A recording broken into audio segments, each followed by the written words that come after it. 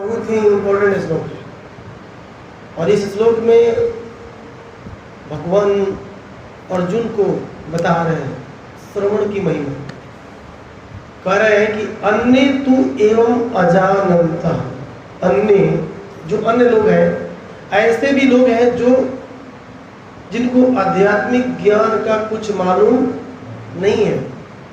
अन्य तु एवं अजानन्तः, नहीं मालूम है कि क्या आध्यात्मिक चीज होता है, आध्यात्मिक ज्ञान क्या होता है, लेकिन श्रुत्वान निभ्य उपासते, सुनकर भगवान की उपासना पूजा करने लगते हैं कि प्रभु जी ने ऐसा बोला, माता जी ने ऐसा बोला, तो हमें भी आरती पूजा भगवान को घर में करना चाहिए, भोग लगाना चाहिए, ठाकुर को पधराना चाहिए। बहुत सुंदर श्लोक है। अन्य तु एवं अजानन्तः श्रुत्वान निभ्य उपासते, सुनकर, विचार करिए सुनने की महिमा इसमें दी गई, सुनकर भगवान की आराधना पूजा करने लगते हैं। तो ऐसे कौन कौन लोग हैं जो सुनकर ही पूजा करते हैं? आप लोग भी उसमें से हैं कि बाहर है उसमें? ऐसा कोई व्यक्ति हुआ ही नहीं आज तक जो बिना सुने कुछ कर सके। वो किसी ने परंपरा से सुनी। अरे इवन आचार्य हुए वो भी सुनते हैं, जैसे बलदेव विद्याभूषण भी सुने ना राधा दामोदर गोस्वामी से षट संदर्भ के बारे में, तब उन्होंने गौड़ीय धारा के प्रति लगाव और आकर्षण हो गया। तो आगे कहते ते अपि चाति तरस्तेव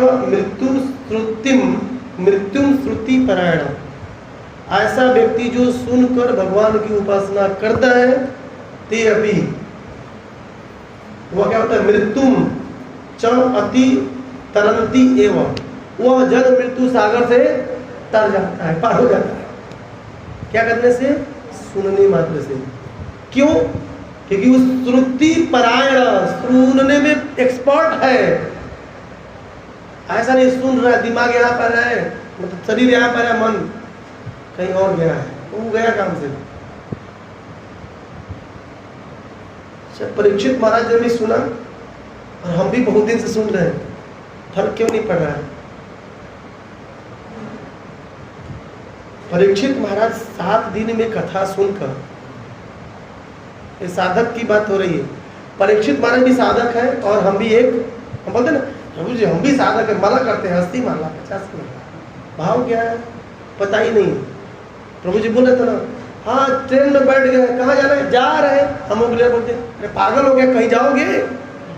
जा रहे हैं प्रभु, कहीं उतर जाएंगे, कहीं खा लेंगे। ऐसा नहीं, लक्ष्य डेस्टिनेशन होना चाहिए कि घर से यहाँ आए हैं तो यहाँ से घर ही जाएंगे, दूसरे घर जाएंगे। तो जब भजन भक्ति करें तो लक्ष्य होना चाहिए कि नरक जाना है कि ब्रह्मलोक जाना है, कि उसके ऊपर जाना है। साधक का एक लक्ष्य होना चाहिए। जिस साधक का लक्ष्य नहीं है वो साधना अभी शुरू नहीं किया है, अभी साधना वो शुरू ही नहीं किया है, अभी उसी जगह पर है। तो बोलेगा प्रभु हम तो माला बहुत करते हैं, बहुत अच्छा है, माला काम करेगा, बस आपकी साधना अभी शुरू नहीं हुई क्योंकि आपका लक्ष्य नहीं है। ट्रेन में बैठे हो, कहाँ जाना है नहीं पता है, कहाँ जाओगे भाई? क्या वृंदावन बताइए, ट्रेन में बैठ गए, मुझे कहाँ जाना है? बस जाना है भाई, कहीं तो जाना होगा। कहाँ जाएंगे? कहीं तो जाएंगे ना, तो जाएंगे, कहाँ जाएंगे? तो वह उसी प्रकार होगा। यदि साधक का लक्ष्य नहीं निर्धारित है कि मुझे बैकुंठ साकेत द्वारिकापुरी जगन्नाथपुरी कहीं जाना है, तो उसकी साधना शुरू नहीं हुई है और वह साधक नहीं है, क्योंकि लक्ष्य निर्धारित नहीं। इसलिए सुनकर हम इस भवसागर से पार कर सकते हैं। यही प्रभुपाद जी अपने अनुवाद में कर रहे हैं, कह रहे हैं इसका ट्रांसलेशन में, ऐसे भी लोग हैं जो यद्यपि आध्यात्मिक ज्ञान से अवगत नहीं होने पर अन्यों से, अन्यों मतलब दूसरों से, परम पुरुष कृष्ण के विषय में सुनकर उनकी पूजा करने लगते हैं। ये लोग भी प्रमाणिक पुरुषों से, सुनना भी किसे है? स्पिरिचुअल बोनाफाइड मास्टर से, एक प्रमाणिक, ये नहीं कि गंगा गए गंगादास और यमुना गए लड्डू गोपाल को लेकर उसे उड़ाएंगे। हाँ, भाव में हम भाव भक्ति में चल रहे हैं। सुदामा प्रभु बोलते हैं ना, भाव भक्ति में। तो इतने भी भाव भक्ति आत्मा के स्तर पर तो नहीं है। वे लोग प्रमाणिक पुरुषों से श्रवण करने की मनोवृत्ति होने के कारण जन्म मृत्यु के पथ को पार कर जाते हैं। विचार करिए, जन्म मृत्यु के पथ को पार कर जाते हैं। क्या करने से? केवल श्रवण मात्र से, सुनने से। केवल सुनिए, एक बोनाफाइड स्पिरिचुअल मास्टर से, एक परंपरा में रहकर। तो प्रभुपाद जी अपनी इस तात्पर्य में केवल श्रवण की महिमा का वर्णन कर रहे हैं। क्या कर रहे हैं? श्रवण की महिमा, कि श्रवण कितना इंपॉर्टेंट है एक साधक के लिए अपने लक्ष्य की। साधक कौन? जिसका लक्ष्य श्योर है, सर्टेन है, निश्चित है, वहीं जाना है उसे। एक साधक को, एक भक्त को इस श्रवण बहुत इंपॉर्टेंट है। तो सर्वप्रथम प्रभुपाद जी इसमें 3 चीज बता रहे हैं अपने तात्पर्य में, कि जीव को, एक साधक को श्रवण क्यों करना चाहिए। क्या करना चाहिए? श्रवण क्यों करना चाहिए, पहला प्रश्न। एक साधक को, एक जीव को श्रवण क्यों करना चाहिए। दूसरा, श्रवण करने की योग्यता क्या है। कौन व्यक्ति कथाओं को सुन सकता, कौन व्यक्ति कथाओं को सुन सकता है। दूसरा, तीसरा, श्रवण नहीं करने वालों के बारे में ये शास्त्र क्या कहता है। श्रवण नहीं, जो सुनते नहीं है, उनके बारे में शास्त्र क्या कहता है। 3 चीज जानेंगे। और जो सुनता है उसके बारे में भी शास्त्र क्या कहता है। यही 3 चीज हम लोग इसमें जानेंगे। तो सर्वप्रथम हम लोग जानेंगे कि श्रवणम क्यों जरूरी है, सुनना ही क्यों। अगर आप कॉलेज में में पढ़े होंगे, बोला जाता है कि यदि आप अच्छा स्पीकर बनना चाहते हैं तो पहले अच्छा श्रोता बनिए। जो सुनने वाला होता है, अच्छे से सुनता है, वही अच्छे से बोल पाता है। जो सुनेगा ही नहीं, ये तो स्पिरिचुअल नॉलेज है, ट्रांसडेंटल नॉलेज है, इसको तो सुनना मस्ट है, वो भी गुरु परंपरा में। जो हमारा गुरु परंपरा आ रहा है, ब्रह्म मध्य गौड़ी शब्द, उस परंपरा में सुनना पड़ेगा इसे, तब जाके ये काम करने वाला है। बोलते हैं दिव्य ज्ञान हृदय प्रकाश। ये ऐसा ज्ञान है हृदय में प्रकाशित होता है। हमारे गुरु से मेरे हृदय में, फिर हमारे गुरु से और दूसरे शिष्य के हृदय में, ऐसे करके ट्रांसफर होते रहता है। बिल्कुल दिव्य ज्ञान हृदय प्रकाशित है। तो सर्वप्रथम पहला पॉइंट हम लोग क्या जानेंगे कि यह ज्ञान, इस कथा को क्यों सुनना चाहिए, श्रवण क्यों जरूरी है। तो चैतन्य चरितामृत में कृष्णदास कविराज बहुत सुंदर, चैतन्य महाप्रभु जब वृंदावन जा रहे थे, चैतन्य महाप्रभु कौन है? ओ वासुदेव बोले, वासुदेव घोषा बोले, करी जोड़ हाथ, जय गौर से कृष्णा, जय जगन्नाथ। चैतन्य महाप्रभु के बहुत ही अंतरंग पार्षद हुए वासुदेव घोष, अग्रद्वीप। अगर नवद्वीप मायापुर में कटवा टू नवद्वीप आते हैं तो बीच में अग्रद्वीप आता है। अगर नवद्वीप टू कटवा जाएंगे तो बीच में अग्रद्वीप आएगा। तो वही के गोविंद घोष और वासुदेव घोष 2 भाई थे। तो वासुदेव घोष कहते हैं कि जो गौर है वही जगन्नाथ है, वही कृष्ण है। तो महाप्रभु कौन है? कृष्ण भी है, जगन्नाथ भी है और गौरांग महाप्रभु भी। तो ऐसे महाप्रभु जब वृंदावन जा रहे थे, झारखंड के जंगलों से होते हुए जब इलाहाबाद पहुंचे, प्रयाग में, जहां गंगा जमुना सरस्वती तीनों का संगम है, महातीर्थ प्रयाग को बोला जाता है, तीर्थराज प्रयाग। तो वहां पर उनकी मुलाकात श्रीपाद रूप गोस्वामी से होती है। किससे होती है? रूप गोस्वामी कौन है? नित्य लीला गोलोक में रति मंजरी है। क्या है? कौन सी मंजरी है? रूप मंजरी है। हम गलती बोल रहे हैं, रूप मंजरी है। रति मंजरी उनके भाई सनातन गोस्वामी है। कुछ भी बोलते रूप मंजरी। तो उनके साथ मुलाकात हुई और 10 दिन तक वार्तालाप चली। कितने दिन तक? 10 दिन तक। और 10 दिन के वार्तालाप में जो बात आई उसी बात में रखने जा रहे हैं कि श्रवण की जरूरी क्यों है। एक जीव को केवल सुनना ही चाहिए, बोले गए श्लोक है।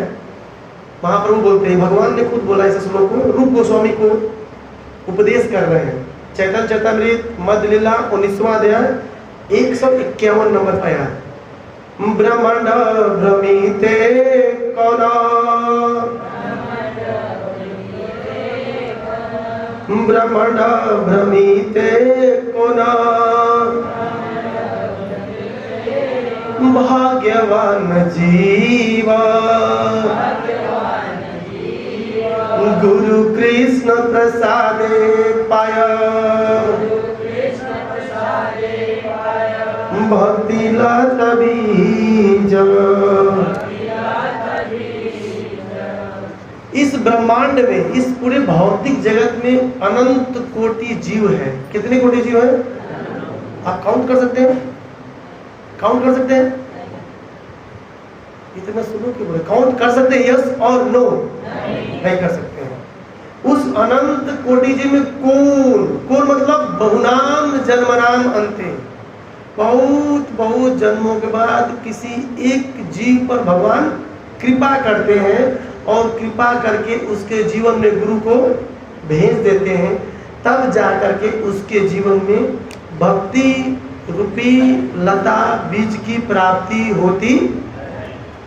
इसका अर्थ यही है, उसे बीज की प्राप्ति हो जाती है। किस चीज की प्राप्ति हो जाती है? भक्ति लता रूपी बीज की प्राप्ति होती है। तो भक्ति रूपी लता बीज की प्राप्ति हो गई तो हमें क्या करना चाहिए? उस बीज को धूप में रख देना चाहिए, सूख जाएगा, मर जाएगा, बर्बाद हो जाएगा। तो उस बीज को अंकुरित करने के लिए, बढ़ाने के लिए कुछ करना पड़ेगा, तभी उसमें फूल आएंगे, तभी उसमें फल आएंगे। तो कैसे फूल और फल आते हैं बीज में? उसका सिंचन किया जाता है। सिंचन पानी डालते हैं ना, जैसे आज एकादशी है तो हम लोग भी सूख गए थे, जब पानी डाले तो थोड़ा सा चेहरे पर थोड़ा सा लग रहा है मुस्कान है। नहीं तो कल शाम का फोटो खींचिएगा सेल्फी अपना और आज का फोटो देखिए, दोनों में अंतर है? नहीं अंतर रहेगा। तब प्रश्न होता है सिंचन कैसे करें? उस बीज का सिंचन कैसे किया जाता है? तब बोलते हैं, कौन बोल रहे हैं? महाप्रभु बोल रहे हैं कि हे रूप, उस बीज का सिंचन कैसे करते हैं? माली हैया करे सही, बीज आरोहण, श्रवण कीर्तन जले, करे सिंचन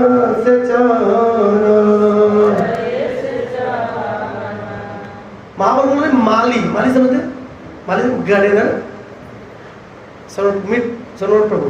हम लोग गज गए थे माली, बहुत सुंदर बगीचा होगा, नंदन कानन की तरह लगता है। आनंद आता है, सत्वगुण ऑटोमेटिक वहां स्फुरित होने लगता है। बोले माली बनकर, एक गार्डनर बनकर उस बीज का रोपण करना पड़ेगा। तो रोपने से काम नहीं चलेगा, उसमें पानी भी डालना पड़ेगा। तो भक्ति रूपी लता बीज में क्या पानी डालेंगे बिस्लरी का? नहीं, उसके लिए कहिए श्रवण कीर्तन जले, करय सिंचन। उस बीज को हृदय में बो देंगे और बोने के बाद श्रवण और कीर्तन के द्वारा उसमें जल, श्रवण और कीर्तन के रूप में जल डालेंगे ताकि उसमें क्या हो? अंकुरित हो, फूटे, उसका पौधा निकले, लता आगे बढ़े। और जब वो फूटेगा, लगातार सिंचन करेंगे तो वही रहेगा कि बढ़ेगा घटेगा? बढ़ेगा घटेगा? बढ़ेगा। तो प्रश्न होता है बढ़कर कहाँ जाएगा? तो नीचे जाएगा कि ऊपर जाएगा? ऊपर जाएगा। तो महाप्रभु कहते कहाँ जाएगा? उसको सुनिए। भक्ति लता रूपी बीज मिला किसी एक भाग्यवान जीव पर। विचार करिए, भगवत की इतनी जनसंख्या है लेकिन भगवत गीता सुनने के लिए तो 4 लोग हैं। क्यों? आपने सिलेक्ट किए गए हैं भगवान के द्वारा कि आज के संध्या में भगवत गीता 13वें अध्याय के 26 नंबर श्लोक का आप ही लोग सुन पाएंगे, दूसरा नहीं सुन पाएगा। कोई बोलेगा ऑनलाइन, हाँ उसको भी निहित है कि ऑनलाइन ही सुनेगा, ऑफलाइन नहीं सुनेगा। सब कुछ रजिस्टर्ड होता है पहले से। ये भगवान का सिलेक्शन होता है, तब जाकर के भगवत गीता भागवत में बैठता है। भौतिक जगत में इलेक्शन होता है तो मोदी जी की तरह संसद में, नया संसद भवन जो बना है उसमें बैठता है। विचार करिए, इमेजिन करिए, नया संसद भवन भी अच्छा है, उसमें मोर है, मोर का पंख लगाया गया, कमल के आकार का बना हुआ है, षटकोण आकार का बना हुआ है, पूरी तरह स्पिरिचुअल है। कहते हैं नया संसद भवन बन रहा है, बन गया, शायद उद्घाटन हो गया। उसके पीछे साइंस है। मोदी जी कम से कम जोगी है ना, बहुत सुंदर व्यवस्था है। मोर क्यों, कमल का फूल क्यों, षटकोण क्यों, इसके पीछे लॉजिक है। विचार करिए। तो कहने का मतलब है कि जब हम सिंचन करेंगे, बार बार पानी डालेंगे, पानी किस रूप में डालना है? किस रूप में? श्रवणम कीर्तनम के रूप में डालेंगे तो पौधा बढ़ेगा। तो रूप गोस्वामी बोलते हैं प्रभु कहाँ जाएगा? तब महाप्रभु बोलते हैं, बोलिएगा, उपजी अबाड़े लता ब्रह्मांड भेद जाया बिरिजा ब्रह्म लोक भेदी पर व्योम पाया। जितना ही सुन के सुनेंगे बढ़ता जाएगा। अब पृथ्वी पर सुन रहे हैं तो भूवर लोग, जल लोग, तप लोग, मर लोग, ब्रह्म लोग तक जाएगा। और वहां से सुनना बंद तो वहीं रुकेगा। कि बिरजा पार करना बड़ा कठिन है, तो फिर बिरजा भी पार कर जाएगा। बोल रहे हैं कि बिरजा भी पार करेगा, फिर ब्रह्म ज्योति को जाएगा, वहां पर भी नहीं रुकने वाला क्योंकि सुन रहे हैं। फिर परम व्योम गोलोक वृंदावन को चला जाएगा। विचार करिए, क्या करने से? कथा ला करके बिल्कुल जाएगा।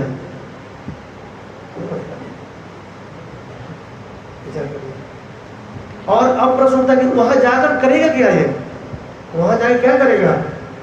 तब कहते हैं तबे जाए तदुपरी गोलोक वृंदावन कृष्ण चरण कल्पा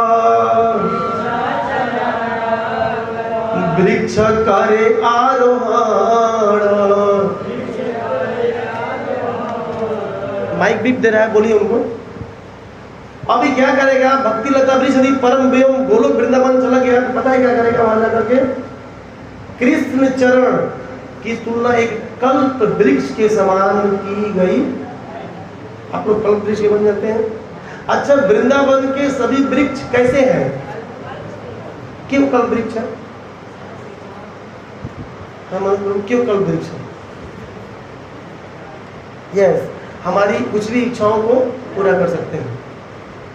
उसी तरह जो भगवान का चरण है कल्प वृक्ष के समान है, और उसी के चरण को, भगवान के चरण को आरोहण कर लेता है, पकड़ कर रखता है। विचार करिए, जो चीज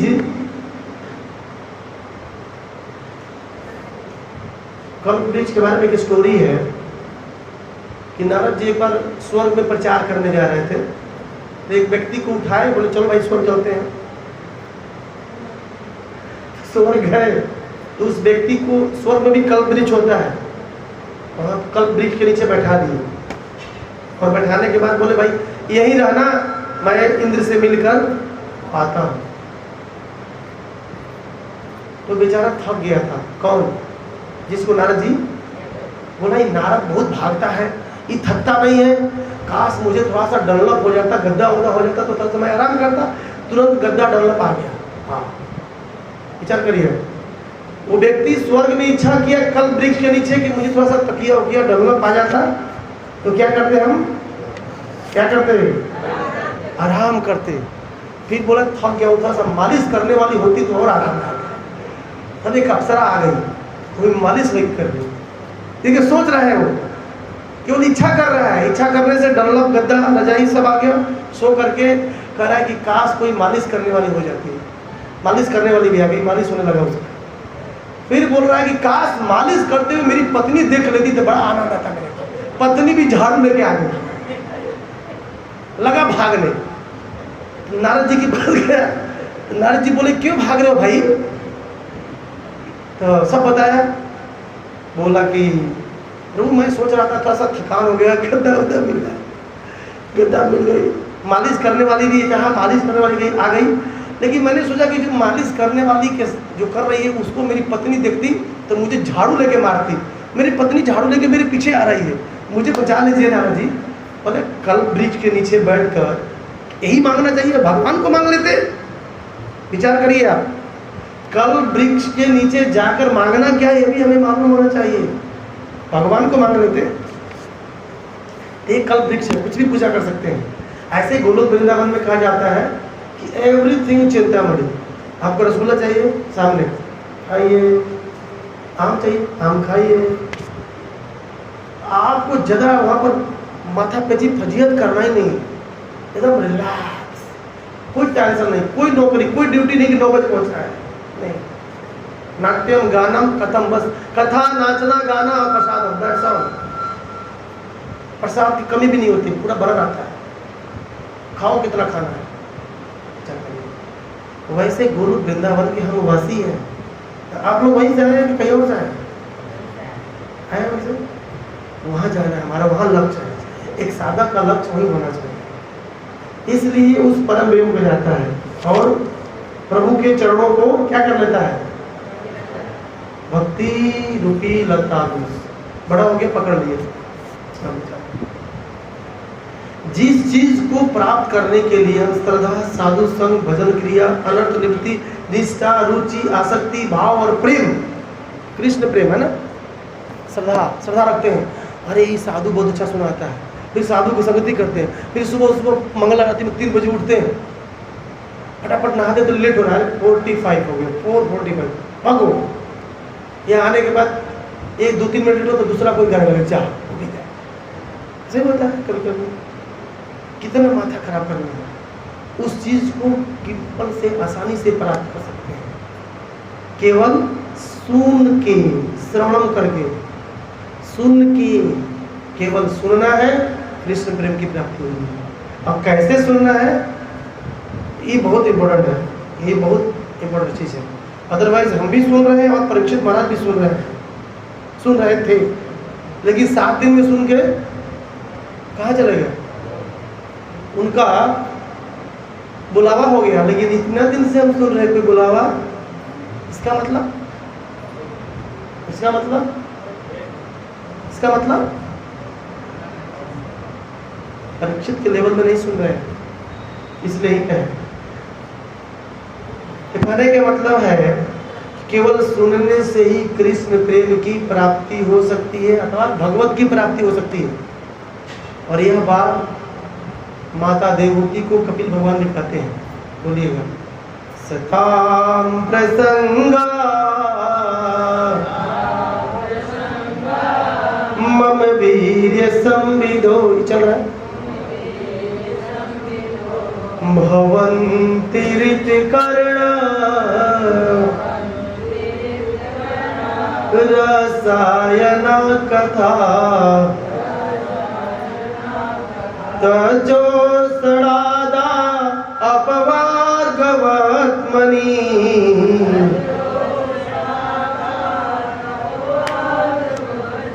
श्रद्धारति भक्ति अनुक्रमिष्यति।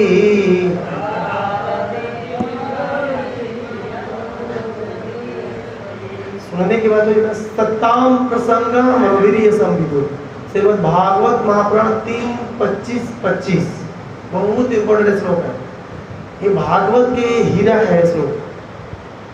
जब श्रवणम की बात आएगी, संगति की बात आएगी, जब अपवर्ग की प्राप्ति की बात आएगी, तो तीनों जगह जब श्रद्धा भक्ति बढ़ोतरी की बात आएगी, ये चारों जगह इस श्लोक की तुलना लिया जाएगा। इसको इस श्लोक को लिया जाएगा। इस श्लोक को भगवान कपिल देव बोलते हैं, हे माँ कुछ मत करो, मेरे भक्तों के साथ बैठकर मेरी कथा बिल्कुल मत सुनो। सताम प्रसंगा मवीर्य संविदो, मेरी कथा सुनो, सुनना है। और सुनने से क्या होगा? भवंती रित कर्ण, ये जो कान है ये रसायन, एक कथा क्या है? केमिकल है। जैसे कोई पोटेशियम साइनाइड खाता है तो उसका हरिबोल हो जाता है। ये जो कथा है ये हमारे भौतिकता रूपी बीमारी को कान के माध्यम से जाता है अंदर। पूरे काम, क्रोध, लोभ, कामना, इच्छा जो भरा हुआ है इसमें, अच्छा चीज उसको डिस्ट्रॉय करता है। विचार करिए। इसलिए हमें भगवान कहते हैं सुनना चाहिए। तो श्रवणम करने से हमारे हृदय के कलमश दूर हो जाते हैं। और क्या होता है? तज्जो सणाद अपवर्ग वर्तमनि, केवल सुनने से अपवर्ग की प्राप्ति होती है। एक होता है पवर्ग, एक होता है अपवर्ग। पवर पढ़े प फ ब भ म, बोलिए प फ ब भ म। प मतलब परिश्रम, प मतलब फ मतलब झाग निकल जाता है, फेम। इतना परिश्रम होता है इस भौतिक जगत में, लोग सूख जाते हैं, लगता है सूखे करेले की तरह हो जाते हैं, फिर भी काम करते हैं। कर लो दुनिया मुट्ठी में, अब सक्सेस मिलके रहे। प फ ब, ब मतलब बेअर्थ होता है, कभी भी खत्म हो सकता है। प फ ब भ, और उसे हमेशा भय रहता है कि जो अकाउंट में पैसा है कहीं नोटबंदी न हो जाए। चाहे जो संदूक में पैसा 2000 का नोट साड़ी के नीचे रखे, कहीं नोटबंदी न हो जाए, निकल ना जाए बाहर। डर नहीं होता है? निकलेगा तो पूरा पोल खुलेगा, अरे माता जी आपके पास इतना कैसे आ गया? इसका मतलब कहीं दिल ही काला है, दिल का, अरे दिल ही टोटल काला है, डाली काली है टोटली। मोदी जी ने पूरी माताओं को पोल खोल के रख दिया था 2019 पूरा ओपन, किसके पास कितना कितना ही है। कहाँ थे हम? प फ ब भ, भय रहता है, म और लास्ट में राम नाम, शमशान का कस्टमर बन जाता है बेचारा। परंतु जो सुनेगा, क्या सुनेगा? भगवान की कथा, उसे अपवर्ग की प्राप्ति होती है, यानी गोलोक की प्राप्ति हो जाती है। कितना सुंदर प्रोसेस है। केवल सुनना है, भक्ति के केवल एक अंग को पकड़े और उस पर सिद्धि हासिल करें, you'll get a success 100%। आपको सफलता मिलेगी ही मिलेगी। सुनना तो इतना सुनो कि सुनते सुनते भागवत जी बोले भैया आप मत सुनो, मैं तुम्हें ले जाऊंगा। विचार करिए, हर एक भक्ति का एक एक अंग हमें गोलोक ले जाने के लिए क्या है? परफेक्ट है, ले जा सकता है। नौदा भक्ति का 9 अंग। इसलिए कृष्ण प्राप्ति के लिए हमें सुनना। प्रश्न था ना कि श्रवण क्यों करना चाहिए? तो कृष्ण प्रेम प्राप्ति के लिए करना चाहिए। विचार करिए, भगवत प्राप्ति के लिए सुनना चाहिए। तो पहला प्रश्न क्या था? कृष्ण प्रेम प्राप्ति के लिए सुनना चाहिए। लेकिन अब प्रश्न होता है कि कौन यह कथा सुन सकता है? ये बहुत बड़ा प्रश्न है। बहुत लोग कथा में आकर भी नहीं सुन पाते हैं, है ना प्रभु जी? बहुत लोग नहीं सुन पाते हैं, और उसका रिजल्ट क्या है? प्रभु जी बोलते हैं प्रभु जी मैं तो 10 साल से भक्ति कर रहा हूँ, अभी कुछ हो नहीं रहा। होगा क्या? माया भी चाहिए, राम भी चाहिए। अरे कि तो माया मिलेगी तो राम मिलेगी, दोनों नाव पर चढ़ोगे तो क्या मिले? कुछ नहीं मिलने वाला है। अरे एक हाथ में पकड़े है ना, छोड़ेंगे तो आचार करते तभी दूसरा पकड़ेंगे। ये भौतिक स्तर पर भी देखा जाए, अगर एक हाथ में बोतल है, इसमें कुछ और दूसरा पकड़ना चाहते हैं, इसमें छोड़ना पड़ेगा, then you will get it, नहीं तो नहीं पकड़ सकते हैं। विचार करिए। सबसे बड़ा प्रश्न है कि कौन कथा सुन सकता है, बहुत बड़ा प्रश्न है। ये योग्यता क्या है, qualification, what is the qualification to listen Hari katha. Hari कथा कौन सुन सकता है और कौन नहीं सुन सकता है। तो जब सुन सकता है मालूम हो जाएगा, तो नहीं सुनने वाला तो मालूम ऑटोमेटिक हो जाएगा। आप विचार करिएगा, कुछ लोग मंदिर आकर भी बाहर डालते रहते हैं, दिस इज डैम ट्रू। मैं इसको सत्य, कठोर सत्य बोलूंगा। क्यों? इसके पीछे कारण है। क्यों नहीं, रुचि क्यों नहीं है? वासुदेव कथा में रुचि क्यों नहीं है, जबकि श्रवण मात्र से वैकुंठ की प्राप्ति हो सकती है?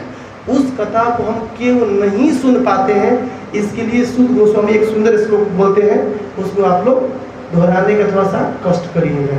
बहुत सुंदर श्लोक है, शायद काम आ जाए। क्यों नहीं लोग सुन पाते हैं? हरे कृष्णा कृष्णा कृष्णा हरे हरे,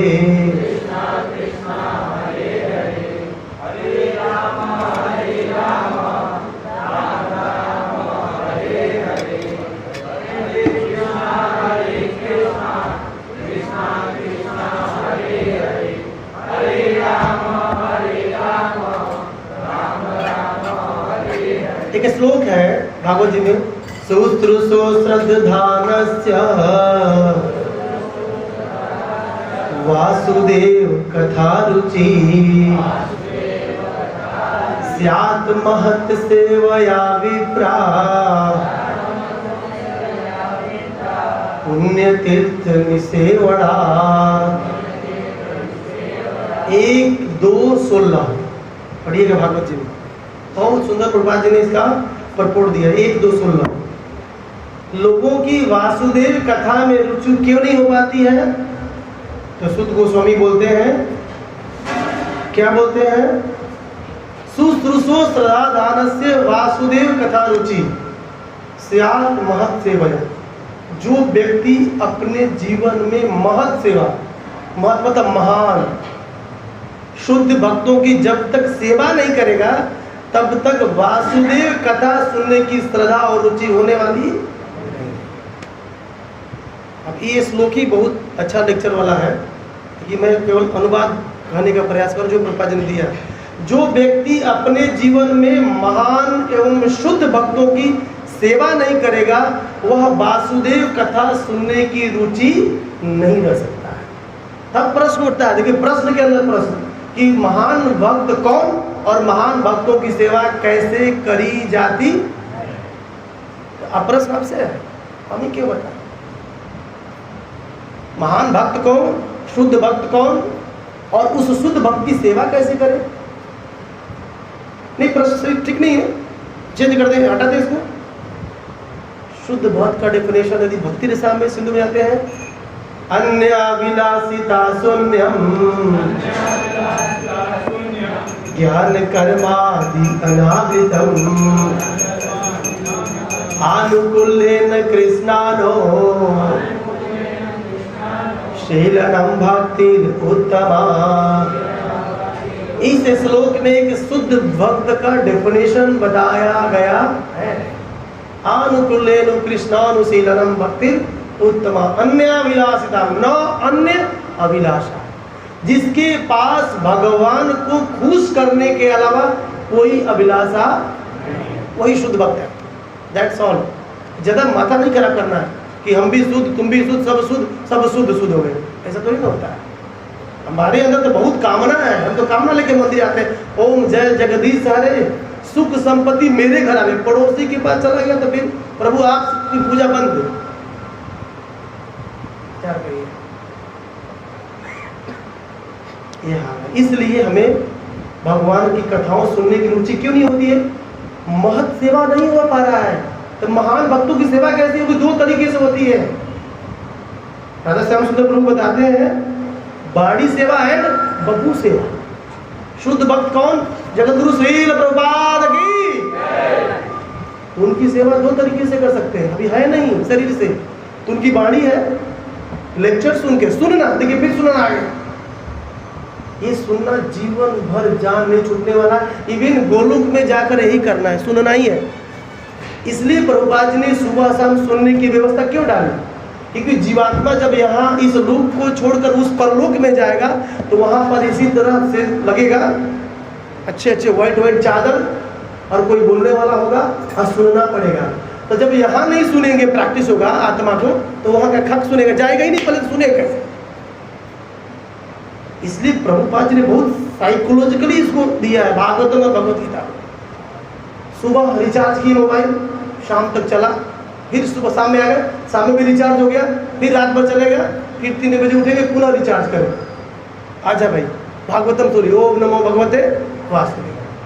प्रभुपाद जी ने क्या सिस्टम दिया है, इतने सुंदर सिस्टम में कोई यदि भगवत प्राप्ति नहीं करे तो क्या करेगा?